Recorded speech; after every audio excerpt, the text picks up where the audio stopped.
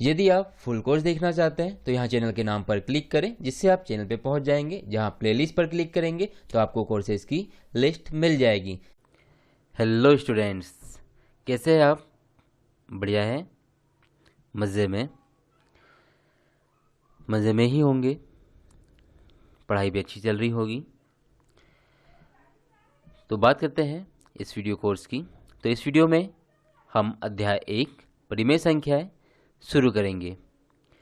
और यह video course MP board के छात्र के लिए है स्पेशली, परंतु उन सभी लोगों के लिए भी है जो कि एनसीईआरटी हिंदी मीडियम की सीबीएसई की बुक का उपयोग करते हैं। सभी के लिए ये कोर्स है। तो अध्याय 1 में परिमेय संख्या में सबसे पहले हम जानेंगे संख्याओं के बारे में। प्राकृत संख्या, पूर्ण संख्या, पूर्णांक संख्या और फिर परिमेय संख्या और उनके गुणधर्मों के बारे में भी हम सीखेंगे। तो सबसे पहले हम देख लेते हैं कि प्राकृत संख्या क्या है। तो सबसे पहले हम जानेंगे प्राकृत संख्या। तो प्राकृत संख्या वह है जो कि प्रकृति में, नेचर में सबसे पहले आई। तो सर्वप्रथम संख्याओं का यूज केवल संख्याओं को या वस्तुओं को गिनने के लिए किया जाता था। गिनने के लिए हम 1, 2, 3, 4, 5 आदि संख्याओं का प्रयोग करते हैं। तो गिनती हम हमेशा 1 से ही चालू करते हैं। तो 1, 2, 3, 4, 5 से, जहाँ तक हमको जरूरत होती है। तो प्राकृत संख्या ऐसी संख्या है जो कि 1, 2, 3, 4 से शुरू होती है और अनंत तक जाती है। क्लियर है? सबसे छोटी प्राकृत संख्या 1 है, परंतु सबसे बड़ी संख्या का अस्तित्व नहीं है, संभव नहीं है।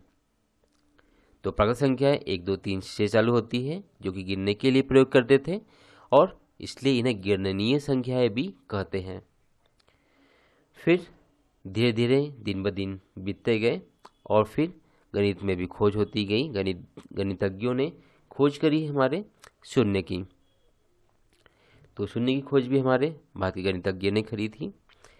तो पूर्ण संख्याएं कैसे बनी? जो भी हमारी प्राकृत संख्या थी उसके पहले लगा दिया गया 0 और फिर लिख दी गई हमारी प्राकृत संख्याओं को। तो ये जो संख्याएं बनी इन्हें पूर्ण संख्याएं बोल दिया गया। पूर्ण मतलब भाई पूरी हो गई।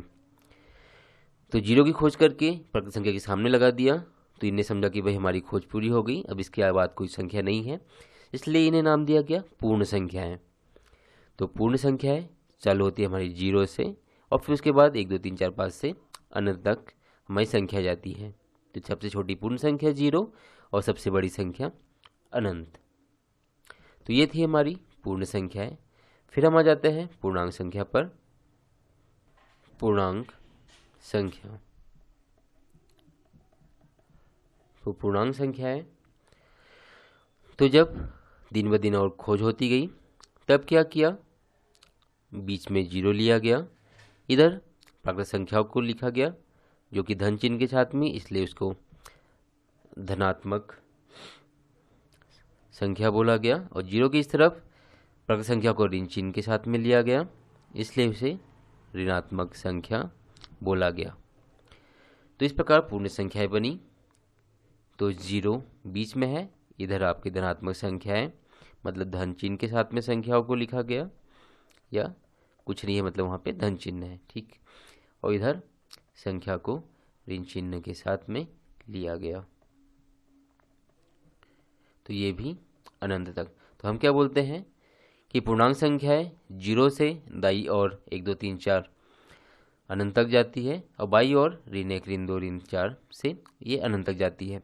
मतलब ये ऋण अनंत से धन अनंत तक होती है। 0 के दाई और धनात्मक संख्या है, 0 के बाई और ऋणात्मक संख्या है, और जो 0 है हमारा वो न तो धनात्मक है और न ही ऋणात्मक है, ठीक है। तो पूर्णांक संख्या ये हो गई आपकी। तो इसमें सबसे छोटी पूर्णांक संख्या भी नहीं है और सबसे बड़ी भी पूर्णांक संख्या नहीं होती है।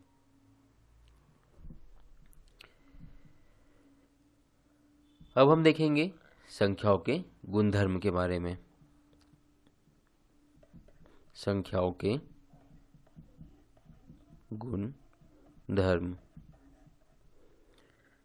तो संख्याओं के गुणधर्म में सबसे पहला गुणधर्म हम देखेंगे संवृत गुणधर्म।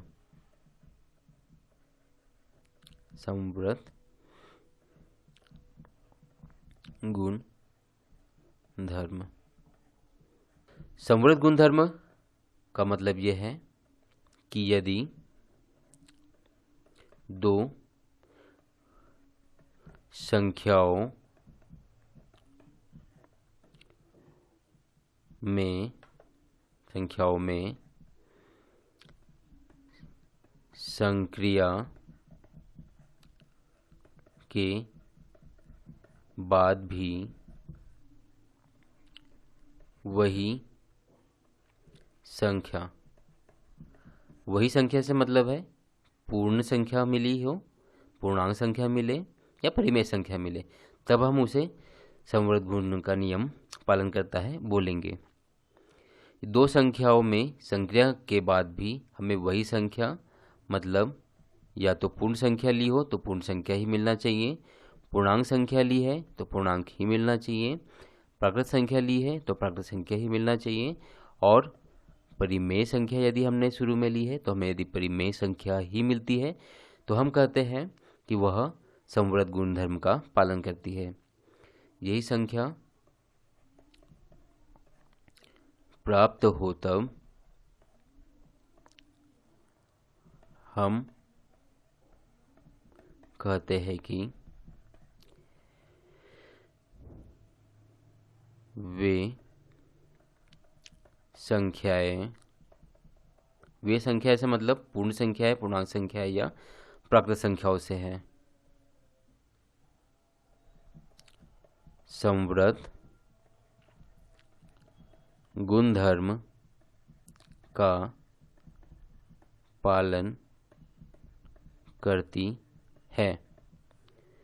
ठीक, संवृत गुणधर्म का मतलब यह है कि यदि हम दो पूर्ण संख्या ले रहे हैं तो संक्रिया मतलब जोड़ने, घटाने, गुणा, भाग करने पर यदि हमें पूर्ण संख्या ही मिलती है तो हम कहेंगे कि पूर्ण संख्याएं संवृत नियम का पालन करती है। उसी प्रकार से पूर्णांक संख्या लेने पर जोड़, घटाना, गुणा, भाग करने के बाद हमें यदि पूर्णांक संख्या ही प्राप्त होती है तो हम कहेंगे कि पूर्णांक संख्याएं भी संवृत नियम का पालन करती है। तो क्लियर बात समझ में आ गई। इसको और अच्छे से समझते हैं आगे। तो संवृत नियम को हम पहले समझेंगे पूर्ण संख्याओं के लिए। पूर्ण संख्याएं, तो पूर्ण संख्याओं में जो हमारी संक्रिया है इसमें सबसे पहली संक्रिया हम देखेंगे योग, मतलब जोड़। तो संवृत नियम मतलब कि संक्रिया करते हैं, मतलब जोड़ते हैं, घटाते हैं, गुणा करते हैं तो हमें वापस पूर्ण संख्या ही मिलती है तो हम कहेंगे कि वह संवृत नियम का पालन करता है। तो योग में यदि हम कोई भी दो पूर्ण संख्या लेते हैं, कोई भी दो पूर्ण संख्या लेंगे तो हम लेते हैं यहाँ पे जैसे 0 और 8। तो 0 और 8 को जोड़ने पे क्या मिला? 8, जो कि आपकी एक पूर्ण संख्या है, पूर्ण संख्या है। अब अगली संख्या कोई ले लेते हैं, तो इस प्रकार हम कोई भी दो संख्या ले लेते हैं तो भी आपको पूर्ण संख्या मिली। ठीक, तो हम देख रहे हैं कि दो पूर्णांक संख्याओं को योग करने पर भी हमें पूर्णांक संख्या ही प्राप्त हो रही है। तब हम कहते हैं कि दो या दो से अधिक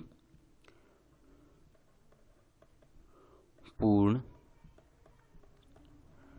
संख्याओं का योग भी पूर्ण संख्या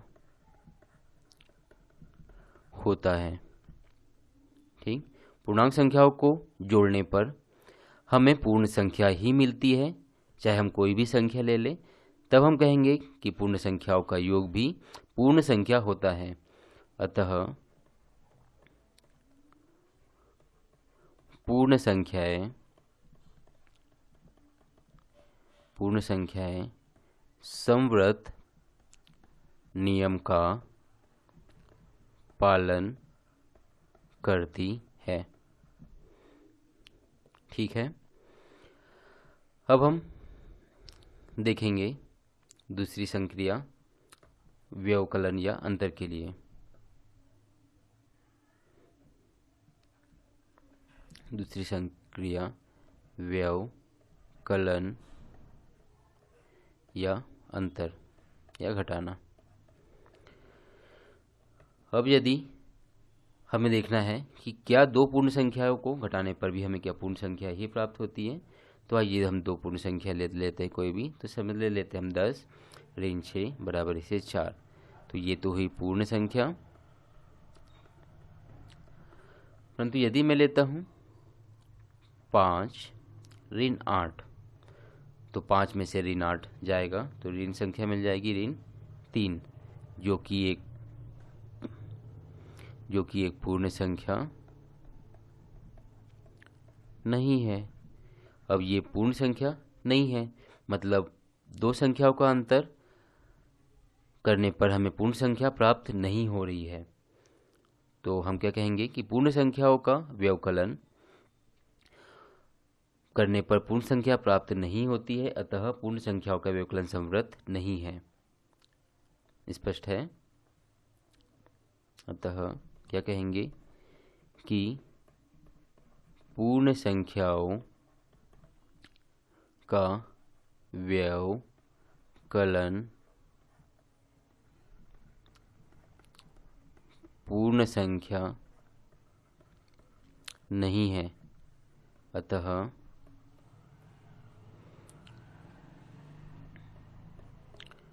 पूर्ण संख्याएं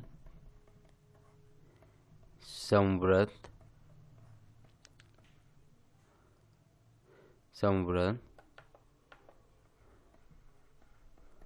गुणधर्म का पालन नहीं करती है। या फिर हम इसको इस प्रकार से भी बोलते हैं कि पूर्ण संक्रियाएं व्यवकलन के अंतर्गत संवृत नहीं है। क्या बोल सकते हैं? या पूर्ण संख्याएं व्यवकलन के अंतर्गत या के लिए संवृत नहीं है। तो हमने देखा कि व्यवकलन या घटाने पर हमें पूर्ण संख्या प्राप्त नहीं होती है, मतलब पूर्ण संख्याएं व्यवकलन या घटाने के लिए संवृत नहीं है। अब हम लेंगे हमारी तीसरी संक्रिया, जो कि है गुणा, ये जिसे हम कहेंगे गुणन या गुणा। अब देखेंगे हम कि क्या दो संख्याओं को गुणा करने पर, मतलब दो पूर्ण संख्याओं को गुणा करने पर हमें एक पूर्ण संख्या मिलती है क्या। तो जैसे हम लेते हैं 4 गुणित 6, दोनों ही पूर्ण संख्या है। गुणनफल हुआ 24, जो भी एक पूर्ण संख्या है। अब लिया 9 गुणित 7, तो आ गया 63, ये भी पूर्ण संख्या है। इस प्रकार से हम कोई भी दो पूर्ण संख्या लेंगे तो हमको उनका गुणनफल एक पूर्ण संख्या ही मिलेगा। तब हम कह देंगे कि पूर्ण संख्या गुणन के अंतर्गत संवृत नियम का पालन करती है। मतलब गुणन के लिए पूर्ण संख्याएं संवृत होती है या गुणन संवृत नियम का, संवृत गुणधर्म का पालन करता है। अब अगला संक्रिया है आपकी भाग। अगली संक्रिया है क्या है पूर्ण संख्याओं के लिए? भाग। आइए अब दो संख्या लेते हैं। जैसे 18 एक पूर्ण संख्या है जिसमें भाग दे रहे हैं हम दूसरी पूर्ण संख्या 6 का, तो 18 में 6 का भाग चले जाएगा 3, जो कि एक पूर्ण संख्या है। तो ऐसे हम बहुत सारी पूर्ण संख्या ले सकते हैं जिसको दूसरी पूर्ण संख्या से भाग देने पर हमें पूर्ण संख्या ही मिलेगी। परंतु कुछ ऐसी कंडीशंस है जहाँ पे हमें पूर्ण संख्या नहीं मिलती है। जैसे हम कोई भी संख्या लेते हैं और 0 भी एक पूर्ण संख्या है और संख्या को हम 0 से भाग देते हैं, तो हमें एक पूर्ण संख्या नहीं मिलती है। और 0 से भाग देना मतलब होता है अपरिभाषित। अपरिभाषित, ठीक, 0 से भाग अपरिभाषित है और 0 एक आपकी पूर्ण संख्या है। और इसके अलावा जैसे हम 15 को 2 से भाग देंगे तो भाग नहीं जाएगा, या तो बटे में लिख सकते हैं या दशमलव में लिख देंगे तो 7.5, तो जो कि एक पूर्ण संख्या आपका नहीं है। तो अतः भाग की कंडीशन में दो पूर्ण संख्याओं का भाग कभी कभी पूर्ण संख्या देता है, परंतु कभी कभी पूर्ण संख्या नहीं देता है। तो कंडीशन या समवर्त नियम का पालन कब होता है? जब प्रत्येक पूर्ण संख्याओं के लिए हमें पूर्ण संख्या प्राप्त होती है, तब हम कहेंगे कि पूर्ण संख्या भाग के अंतर्गत समवर्त है। परंतु यहाँ पे कुछ संख्याओं के लिए हमें पूर्ण संख्या प्राप्त नहीं हो रही है, इसलिए हम कहेंगे कि पूर्ण संख्याएं भाग के अंतर्गत समवर्त नहीं है। अभी हमने देखा पूर्ण संख्याओं के लिए समवर्त नियम, योग, अंतर, गुणा और भाग के लिए। अब हम दूसरी संख्या लेंगे, वो है आपकी पूर्णांक संख्या। तो पूर्णांक संख्याओं के लिए हम देखेंगे कि ये समवर्त नियम का पालन करते हैं या नहीं। तो पहले हम देखेंगे पूर्णांक संख्याओं के लिए योग के लिए समवर्त है या नहीं है। तो वह हम दो संख्याएं लेंगे। यदि हम लेते हैं दो पूर्णांक संख्या है, तो पूर्णांक संख्या चालू होती है आपकी ऋण अनंत से धन अनंत तक। तो जैसे हम लेते हैं 7 धन 6, 2 की पूर्णांक संख्या ही है, तो हो जाएगा 15। यदि हम लेते हैं ऋण 14 और धन 8, तो जुड़ ही रहा है, ऋण 14 और धन 8, तो हो जाएगा आपका ऋण 6, जो कि एक पूर्णांक संख्या है। अब यदि लेते हैं ऋण 8 धन ऋण 9, तो उत्तर हो जाता है हमारा ऋण 17। तो ये सभी हमें क्या मिली है? पूर्णांक संख्याएं, ठीक। तो ये सभी हमारी पूर्णांक संख्याएं हैं। तो हम कह सकते हैं कि पूर्णांक संख्याएं योग के अंतर्गत समवर्त होती है। तो हम कहेंगे कि पूर्णांक संख्याएं या पूर्णांक, और समझने के लिए लिखें तो पूर्णांक संख्याओं का योग भी एक पूर्णांक संख्या होता है। अतः पूर्णांक संख्या योग के अंतर्गत या योग के लिए योग के अंतर्गत समवर्त गुणधर्म का पालन करती है। अब योग के अंतर्गत तो समवर्त होती है पूर्णांक संख्याएं। अब हम देखेंगे कि क्या पूर्णांक संख्याएं व्यवकलन या घटाने के लिए समवर्त है या नहीं। तो अब हम दो पूर्णांक संख्या लेते हैं, जैसे कि 15 ऋण 7, तो हो जाएगा 8, जो कि एक पूर्णांक संख्या है। और हम लेते हैं यदि 11 ऋण 16, तो ये हो जाएगा ऋण 5, भी एक पूर्णांक संख्या है। ऋण 6 ऋण 8, तो उत्तर आ जाएगा आपका 2, जो कि एक पूर्णांक संख्या है। तो हमने देखा कि कोई भी दो पूर्णांक हम लेते हैं, उन्हें व्यवकलन करते हैं, घटाते हैं, तो हमें एक पूर्णांक संख्या ही प्राप्त होती है। तो हम बोल सकते हैं कि दो पूर्णांकों का व्यवकलन या अंतर एक पूर्णांक संख्या ही होती है। तो हम बोल सकते हैं कि पूर्णांक संख्याएं व्यवकलन के अंतर्गत संवृत होती है।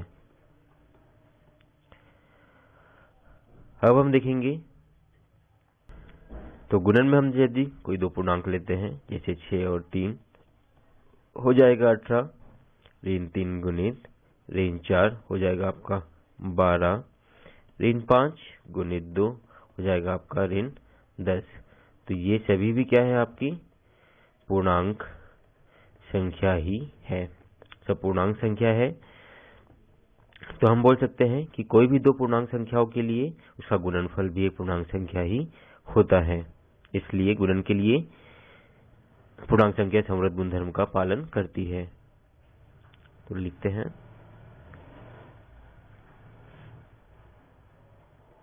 2 पूर्णांकों का गुणन भी एक पूर्णांक संख्या होती है, अतः पूर्णांक गुणन के अंतर्गत या गुणन के लिए संवृत है या संवृत गुणधर्म का पालन करते हैं। अब हम देखेंगे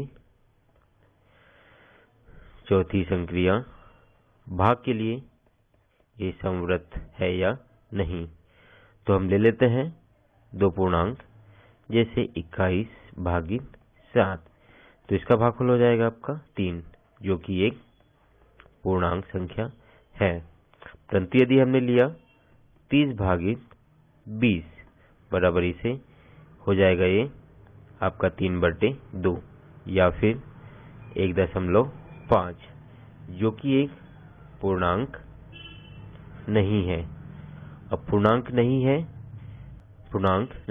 तो हम क्या बोल सकते हैं कि बहुत सारी पूर्णांक संख्याओं के लिए भागफल पूर्णांक होता है, परंतु बहुत सारी कुछ ऐसी भी संख्या है जिसके लिए भागफल पूर्णांक संख्या नहीं होता है।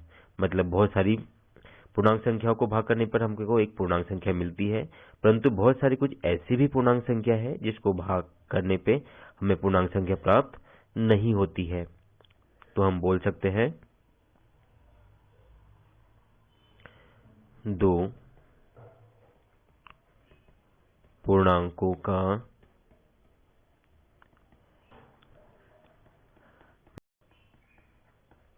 एक पूर्णांक नहीं होता है,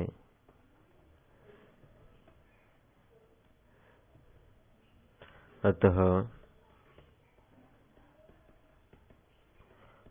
पूर्णांक संख्याएं भाग के लिए संवृत गुणधर्म का पालन नहीं करती है। तो ये थे पूर्णांक संख्याओं के लिए गुणधर्म। तो हमने देखा कि पूर्णांक संख्याएं योग के लिए समृद्ध होती है, व्यवकलन के लिए घटाने के लिए समृद्ध होती है, गुणन के लिए समृद्ध होती है, परंतु भाग के लिए समृद्ध नहीं होती है। तो इस वीडियो में इतना ही। अगले वीडियो में हम देखेंगे परिमेय संख्या क्या है, परिमेय संख्या के गुणधर्म देखेंगे। यदि आप फुल कोर्स देखना चाहते हैं तो यहाँ चैनल के नाम पर क्लिक करें, जिससे आप चैनल पे पहुंच जाएंगे। जहां प्लेलिस्ट पर क्लिक करेंगे तो आपको कोर्सेज की लिस्ट मिल जाएगी, जिस पे क्लिक करके आपको कोर्स के सारे वीडियो क्रम से मिल जाएंगे। इन वीडियो को क्रम से देखें और घर बैठे सीखें।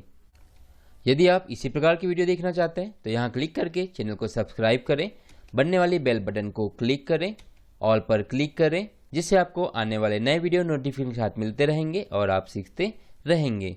यदि वीडियो अच्छा लगा हो तो यहाँ क्लिक करके लाइक करें, इस बटन पर क्लिक करके दोस्तों के साथ शेयर करें। आप भी सीखें, सभी सीखें। Thank you for watching.